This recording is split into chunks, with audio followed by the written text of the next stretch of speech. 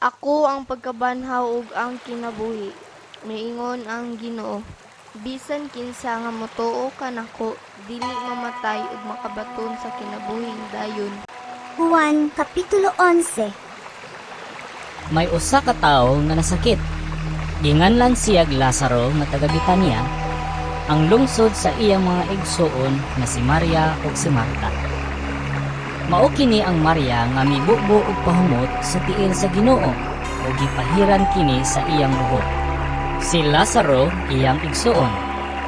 Busa ang magsuon nga si Maria ug si Marta, nagpadalag balita kang Jesus nga nasakit si Lazaro, ang suod niyang higala. Sa pagkabalita ni Jesus niini, niingon siya, Dili siya mamatay niining sakita. Nahitabo kini aron kapasidunggan ang Dios ug pinaagi niini kapasidunggan usab ang anak sa Dios. gimahal ni Jesus ang magsuon nga si Marta, Maria ug Lazaro. Sa pagkabalita niya nga nasakit si Lazaro, nagpabiin usa siya duha pa ka adlaw niadtong dapita. Unya miingon siya sa mga tinun-an, Mamali kita sa Judea. ang mga tinun-an mitubag. Magtutudlo. Dili padugay nga ang mga tao nagtinuha pagbato kanimo. Nganong mubalik ka man dito? Si Jesus miingon, May napulog duha katakna ang usa ka adlaw, dili ba? Busa ang tawo nga maglakaw sa adlaw dako. Dili madagma kay hayag man. Apan kung maglakaw siya sa gabi, madagma siya kay ngit-ngit man.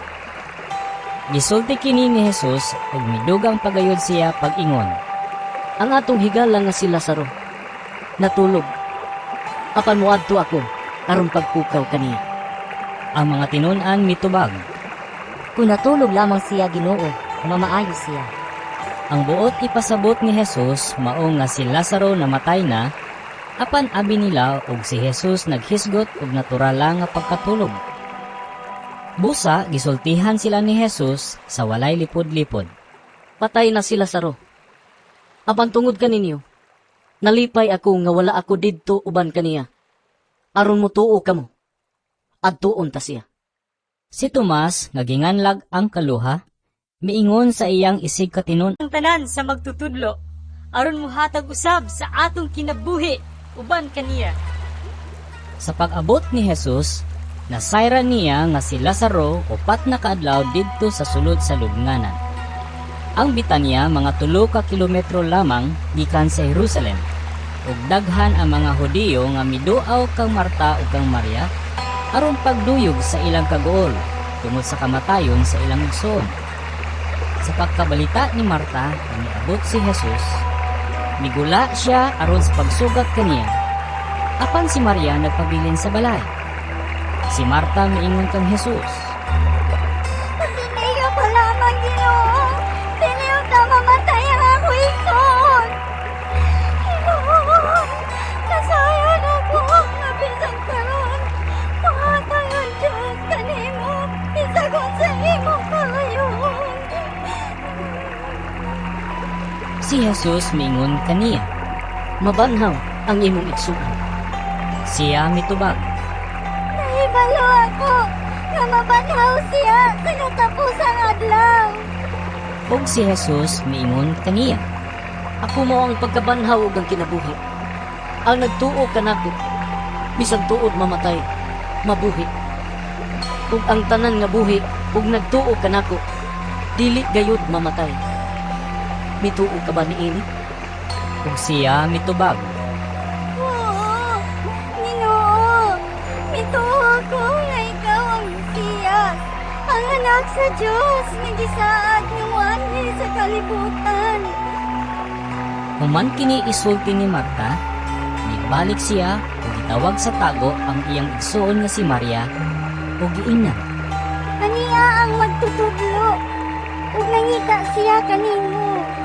Sa pagkadungog ni Maria niini, mitindog dayon siya ug midali pagula aron pagtagbo kang Jesus. Si Jesus wala pa moabot sa lungsod niining higayuna. Didto pa siya sa dapit diin siya tagbuan ni Marta.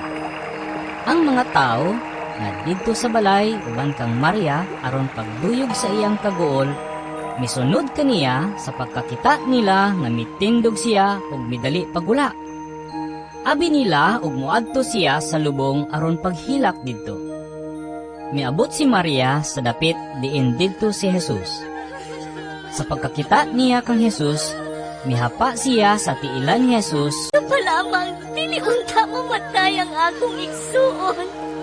Sa pagkakita ni Jesus nga naghilak si Maria, ingon man ang mga tao nga mikuyog kaniya, natandog siya pag-ayo ug nanghupaw siya. Hain manglugnan na ninyo siya gibutang. Nangutana siya kanila. Dali nga rin tanaw. Ginoo. Mitubag sila. Ug mihilak si Jesus. Tungod niini ang mga tao niingon. Tanawa. Pagkala ko gayod siyang pagigom ng Lazaro.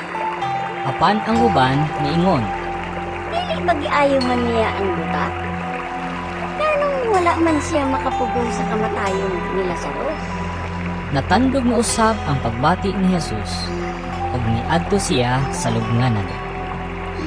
Usa kini kalangop ug ang pultahan niini gialihag bato. Buhaan ninyo ang bato. Misugo si Jesus. Si Marta, ang igsuon sa namatay, niingon. Ginoo, baho na siya karon. Kay upat naman siya kaadlaw sulod sa lugnanan. Si Jesus miingon kaniya. Wala ko ba ikaw sultihi na kung mutuo ka, makita mo ang himaya sa Diyos? Ug ilang gikuha ang bato. Unya, mihangad si Jesus ug miingon. Amahan, nagpasalamat ako kanimo nga namati ka kanako. Nasayod ako nga kanunay kang mamati kanako. Apan nagsulti ako niini tungod ni ining mga tao nga ani atinhi. Aron sila mutuo nga ikaw mo'y nagpadala kanako. Ug human niya isulti kini, misinggit siya. Lazaro! Gula na rin! Ug migula ang namatay nga binugkusan og mga bendahi ang iyang mga kamot ug tiil, ug ang iyang naong pinutos ug panapton. Badbari ninyo siya ug palakta. Giingnan sila ni Jesus. Daghan sa mga tao na miluaw kang Maria ug nakakita sa gibuhat ni Jesus ang mituo kaniya.